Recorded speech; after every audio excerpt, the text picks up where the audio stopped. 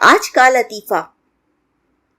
एक साहब ट्रेन में बैठे काफी देर से अपनी छींक को रोकने की कोशिश कर रहे थे।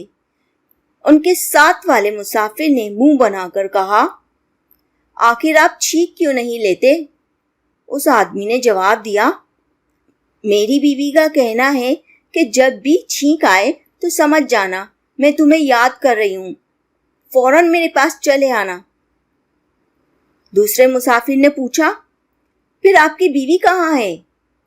आदमी ने कहा, मेरी बीवी कब्र में है,